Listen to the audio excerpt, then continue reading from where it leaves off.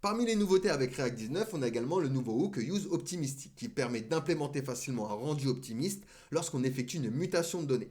Un rendu optimiste est une technique où l'interface affiche immédiatement la valeur cible sans attendre la réponse de la requête asynchrone. Et ça rend donc l'interface utilisateur beaucoup plus réactive. Donc pour ça, ici, j'ai créé un composant que j'ai appelé component useOptimistic que j'ai importé dans mon app.jsx et qui est bien sûr vide. Et je vais commencer par importer donc useState et useOptimistic. Optimistic. Comme ceci. From React. Et donc, on va créer un formulaire, par exemple, pour simuler un changement d'un nom d'un utilisateur dans un serveur. Donc, pour ça, je vais créer un premier state que je vais appeler server name et on aura set server name. Donc, qui est égal à useState et on pourrait faire démarrer ça avec mon prénom, par exemple, en valeur initiale, Jonathan. Ensuite, on va utiliser notre hook. Donc, ici, on aura optimistic name et set optimistic name. Qui fonctionne un petit peu comme useStates, est égal donc à useOptimistic. Et donc ici, il ne va pas récupérer Jonathan. Non, il va récupérer mon state server name. Hop, alors c'est optimistic. Alors, optimistic. Hop, nickel. Et donc maintenant, ce qu'on va pouvoir faire, c'est créer une fonction handle submit. Donc cette fonction va nous servir à soumettre notre formulaire. Ce sera une fonction asynchrone qui va récupérer events en paramètres. Et première chose que va faire cette fonction, c'est un event.prevent.default pour empêcher le comportement de base du navigateur qui est donc de resize la page. Donc on va faire un prevent default. Ok, ensuite on va faire un const new name, et donc ça, ce sera égal à ce que va rentrer l'utilisateur. Donc on va faire un events.target.elements.name.value, et donc on va afficher immédiatement le nouveau nom en utilisant notre set optimistic name avec notre variable new name. J'aurais pu également faire un try ici et un catch. Donc en cas d'erreur, hop. Et ben, en cas d'erreur, ce qu'on va pouvoir faire, par exemple, c'est revenir à l'état initial. Et pour ça, on va utiliser un set optimistic name avec notre state server name. Donc, en cas d'erreur de cette fonction, il reviendra du coup à la valeur initiale. Et du coup, si jamais on réussit, ce qu'on va faire, c'est qu'on va créer une fonction asynchrone pour simuler. Async function que je vais appeler update name on server, qui aura lui le new name.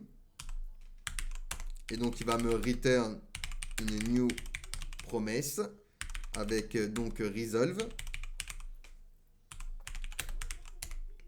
Et donc avec notre resolve, on va utiliser un set time out qui aura donc une fonction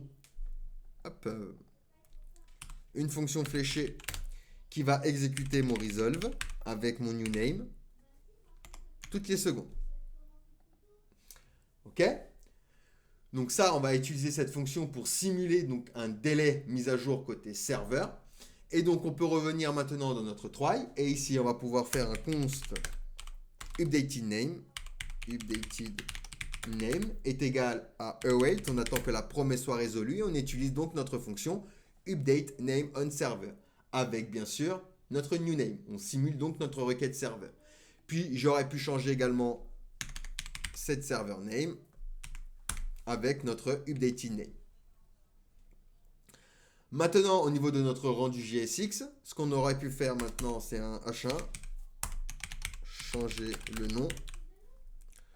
Ok, ensuite on aurait un formulaire. Donc action, on n'en veut pas, on va utiliser un on submit, qui lui va utiliser notre fonction handle submit. À l'intérieur de notre formulaire, on va mettre un P avec le nom actuel. Et donc le nom actuel fera référence à notre optimistic name. Et donc on va faire un label pour le name, changer le nom. Et donc on va faire un input de type texte, à qui on va rajouter donc le name, Et on va également lui rajouter un disabled. Et donc le disabled va dépendre du server name si c'est strictement le contraire de optimistic name. Hop, nickel. Et donc notre bouton, modifier le nom. Donc ici j'ai bien le nom actuel, Jonathan. Si je mets Joe, je vais pouvoir changer, vous voyez, hop, ma valeur. Donc ça a fonctionné. Si la requête réussit, donc server name est bien mise à jour avec la réponse. Mais en cas d'erreur, optimistic name revient à server name et un message d'erreur sera donc affiché. Et donc ce hook use optimistic assure un retour fluide à la valeur initiale en cas de problème. Et ça rend donc votre processus plus réactif pour l'utilisateur en affichant immédiatement la nouvelle valeur lors de la saisie. Donc ça, c'est très très pratique également.